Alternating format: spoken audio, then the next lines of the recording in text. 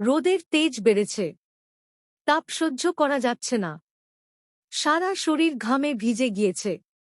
নিঃশ্বাস ঘন হয়ে আসছে। এর মধ্যে 2 লিটার পানি খেয়ে ফেলেছি, তবুও তেষ্টা মিটছে না। ধান কাটার কাজ এত কঠিন আগে জানা ছিল না। তবে কাজ করতে খুব একটা খারাপ লাগছে না। তেমন অসুবিধাও হচ্ছে না। বলা যায় ভালোই লাগছে। নতুন কাজের নতুন অভিজ্ঞতা। ধান ক্ষেতের ধারে একটা কচু গাছ। গাছে 2টো লতি ধরে আছে। লম্বা হয়ে দুদিকে চলে গিয়েছে। মা কচুর লতি খেতে খুব পছন্দ করে। তবে আমাদের বাড়িতে কখনো এই খাবারটা রান্না করা হয় না। দাদির অ্যালার্জি আছে। ছোট চাচা পছন্দ করে না। কাজেই বাবা কখনো বাজার থেকে এই বস্তুটি কিনে আনেন না। মা বললেও আনেন না। এড়িয়ে যান। হঠাৎই মন খারাপ হয়ে এলো। কচু গাছের দিকে তাকিয়ে দীর্ঘশ্বাস ছাড়লাম। বাদশা বলল, দুপুর হয়ে গেছে। আমি গিয়ে খাবার নিয়ে আসব। না, তোর যেতে হবে না। আমি গিয়ে খেয়ে আসব। কাজ করছিস জানলে আঙ্কেল তোকে বকবে না? আপাতত কাউকে কিছু বলবো না। কিছু বলবি না? কিন্তু বাড়িতে ফিরতে তো রাত হয়ে যাবে। প্রশ্ন করবে না? মাকে বলে এসেছি আনি তোর মামা বাড়িতে। কাজের কথা বলিনি।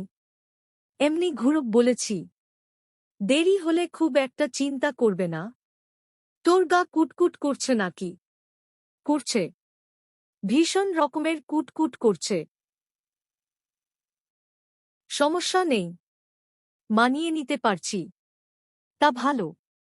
তোর মা অনেক ভাগ্যবতী। তুই তার জন্য কত কষ্ট করছিস জানিস? মা আমাকে অনেক যত্ন নিয়ে মানুষ করেছে। আমার গায়ে কখনো ফুলের টোকা লাগতে দেয়নি। এখনও একটু রোদে দাঁড়ালে চিল্লাপাল্লা শুরু করে।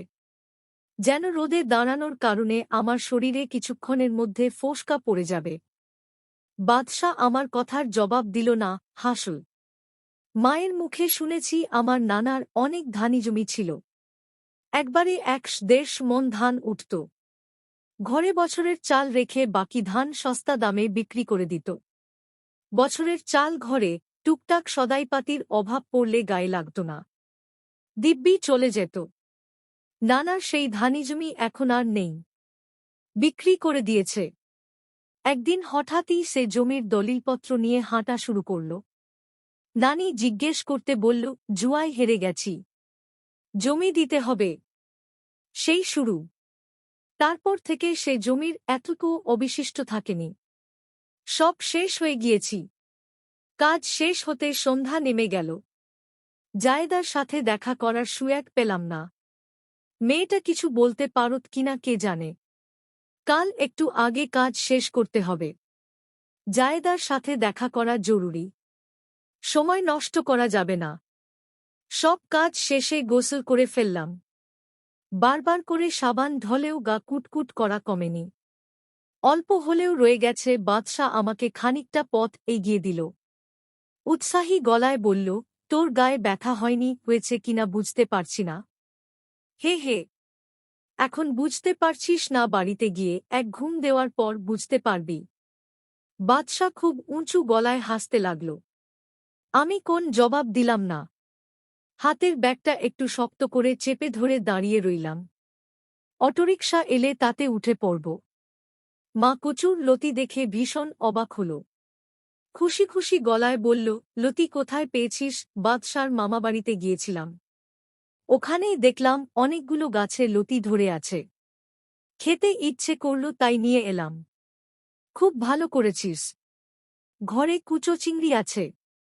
বেশ জমিয়ে রান্না করব। মা খুব আগ্রহ নিয়ে লতিগুলো নেড়েচেড়ে দেখতে লাগল। হাসি হাসি মুখ করে বলল, এই লতি খুব ভালো।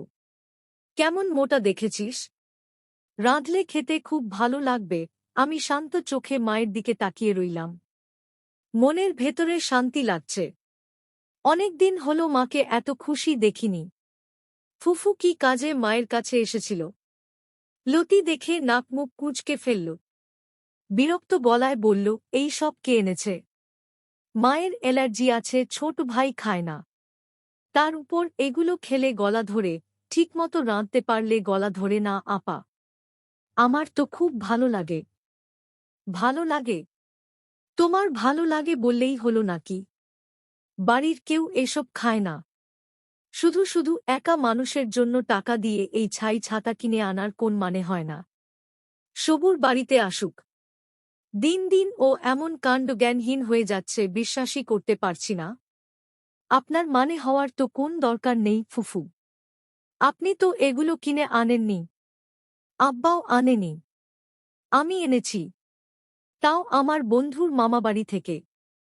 এখানে আপনার এত কথার কি আছে?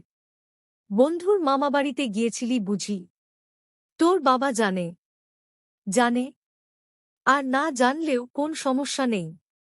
আমি এমন কিছু করে ফেলিনি যা জানলে তার মানসম্মান চলে যাবে। আপনি বাপের বাড়িতে বেড়াতে এসেছেন, ঠিকমতো থাকবেন, খাবেন, ঘুরবেন, ফিরবেন। অহেতুক সংসারে কাজে নাক গলিয়ে ঝামেলা বাঁধানোর তো কিছু দেখি না। ফুফু চোখ বড় করে ফেলল। কর্কশ গলায় বলল, মুখে মুখে চোপা করা শিখেছিস দেখছি, মুখে মুখে চোপা করছি না। আপনি যে কথাগুলো বললেন আমি শুধু সেসব কথার দিয়েছি। ফুফু আরও কিছু বলতে যাচ্ছিল। মা তাকে থামিয়ে দিল। আমার দিকে তাকিয়ে রাগী গলায় বলল, বড়দের সাথে কিভাবে কথা বলতে হয় জানিস না নাকি? আমি মায়ের দিকে এক পলক তাকিয়ে মুখ ঘুরিয়ে নিলাম। বাবার বাড়িতে আসার সময় হয়ে গিয়েছে। এসে এসব শুনলে আবার ঝামেলা শুরু হবে। বোধহয় সেজন্যই মা সবটা মিটিয়ে দিতে চাইল। ফুফু বলল, যাকগে, তোমাদের ছেলে ভালো খারাপ তোমরা বুঝবে। আমার কি? আমি যেটা বলছিলাম তিমুর শরীরটা ভালো লাগছে না। ভাত খাবে না বলছে। ওকে এক প্যাকেট নুডলস রান্না করে দাও তো। মা মাথা দুলিয়ে রান্নাঘরের দিকে চলে গেল। ব্যাপারটা আমার কাছে ভালো লাগল না। ফুফু দিব্যি সুস্থ মানুষ। এই সামান্য কাজটুকু করতে তার খুব বেশি অসুবিধা হওয়ার কথা না। বিরক্তির নিঃশ্বাস ফেলে ঘরে চলে এলাম। তানহা এখনো ফ্রেন্ড রিকোয়েস্ট অ্যাকসেপ্ট করেনি।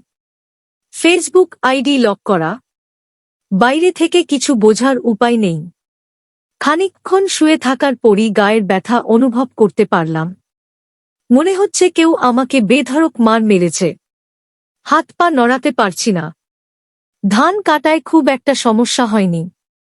ধানের বোঝা বয়ে বাড়ি পর্যন্ত নিতে গিয়ে এই দশা। গায়ে ব্যথার খুব দারুণ একটা ওষুধ আমার জানা আছে। চুইঝাল ও কালোজিরা ভর্তা। মা খুব চমৎকার করে বানায়। বহু কষ্টে উঠে দাঁড়ালাম। মা রান্নাঘরে বসে কচুর লতি কুটছে। সে আমাকে দেখেই হেসে ফেলল। আমি বললাম, এখন রাঁধবে? হ্যাঁ, খুব বেশি রাত হয়নি। নিয়ে এসেছিস, রান্না করে ফেলি, করো। আমাকে তোমার ওই ব্যথা কমানোর ভর্তাটা বানিয়ে দেবে? গায়ে খুব ব্যথা হয়েছে। গায়ে ব্যথা হলো কি করে? বাদশার মামা ধানের বোঝা তুলছে পারছিল না, তাই সাহায্য করে দিলাম। তা ভালো করেছিস। এখন গিয়ে একটু শুয়ে থাক। আচ্ছা বলে নিজের ঘরে চলে এলাম। মাকে একটা মিথ্যে কথা বলা হয়ে গেল। সুস্থ সবল শরীরে সজ্ঞানে মিথ্যে বলার জন্য মনে মনে তওবা কাটলাম। সত্যিটা বলে দিলে মা কখনো আমাকে কাজ করতে দিত না। কঠিন মুখে বলতো, আমার ওসব গহনার প্রয়োজন নেই। তোমার কোন কাজ করতে হবে না। বুক চিরে দীর্ঘশ্বাসে বের করে দিলাম। রাতে খাওয়ার সময় ফুফু আমার থালার দিকে তাকাল। সুর গলায় বলল, চিংড়ি মাছ দিয়ে লতি ভাজা করেছ। মা মাথা দোলাল। ফুফু বলল, আমার একটু দাও তো। খেয়ে দেখি কেমন হয়েছে। ইচ্ছে করল দুটো চারটে কঠিন কথা শুনিয়ে দিই। তবে কিছু বললাম না। চুপচাপ খেয়ে চলে এলাম। সারাদিন কাজের পর বই পড়তে একটুও ইচ্ছে করল না। বিছানায় পিঠ এলিয়ে দিলাম। কাল সকালে একবার কলেজে যেতে হবে। বাদশার মামাকে বলে এসেছি। তিনি অমত করেননি। স্বাভাবিক মুখে বলেছেন, আজ অনেক কাজ করছ। কাল এমন করে পুষিয়ে দিতে পারলে আমার সমস্যা নেই। আর না পারলে অর্ধেক বেতন নিবে। সমস্যার কিছু নেই। নিশ্চিতে থাকো। ক্লান্তিতে চোখ বুজে এসেছিল। ফিস ফিস শব্দে ঘুম ভেঙে গেল। উঠে দেখি ছোট চাচা ফোনে কথা বলছে। শুধু কথা বলছে না, কথা বলতে বলতে হাসছে। নিশ্চয়ই তানহার সাথে কথা বলছে। তার সাথে কথা বলার সময় ছোট চাচা খুব হাসে। দেখে মনে হয় সে এই পৃথিবীর সবচেয়ে সুখী মানুষ। স্যার বই রিভিউয়ের রেজাল্ট ঘোষণা করেছেন। পুরস্কারটা আমি পাইনি, চাঁদনি পেয়েছে। এই মেয়েটা পড়াশোনায় ভালো না, সারাক্ষণ গল্পের বই নিয়ে পড়ে থাকে, ক্লাস ফাঁকি দিয়ে লাইব্রেরিতে বসে থাকে। সেদিক থেকে দেখতে গেলে পুরস্কারটা ওরই প্রাপ্য। তবু আমার মন খারাপ হয়ে গেল। 1000 টাকা পেলে অনেকটা এগিয়ে যেতাম। বাদশার মামার ধানিজমি খুব বেশি না, একদিনেই অনেকটা ধান কাটা হয়ে গেছে। এভাবে চললে 7-8 দিনে কাজ শেষ হয়ে যাবে। অর্ধেক টাকাও জোগাড় হবে না। কি করব বুঝে উঠতে পারলাম না। মন খারাপ করে কাজ চলে গেলাম। দিনটা ওভাবে কাটল। সন্ধ্যায় তিমু আমার কাছে এলো। ঝলমলে গলায় বলল, রিভিউ প্রতিযোগিতার রেজাল্ট দিয়েছে। তুমি জিতেছ না, আমি পুরস্কার পাইনি। কে পেয়েছে? একটা মেয়ে। হুম, একটা মেয়ে পেয়েছে। কিন্তু তুই কিভাবে বুঝলি? স্বপ্নে দেখেছি। আমি আরও একটা ব্যাপার স্বপ্ন দেখেছি। কি দেখেছিস? তুমিও পুরস্কার পাবে। কালকের ক্লাসেই স্যার সেটা ঘোষণা করবে। তুমি কিন্তু ক্লাস মিস দেবে না। দেব না। আর কিছু বলবি? বলবো, তবে আমাকে বলবো না। সবার সমানে বলবো। বসার ঘরে এসো। যেতে ইচ্ছে করছে না? ইচ্ছে না করলেও চলো। আমার কথাগুলো খুবই ভারী। শুনলে হঠাৎ করে জিহার উপর গরম চা পড়ে যাওয়ার মতো অনুভূতি পাবে। তবুও ইচ্ছে করছে না।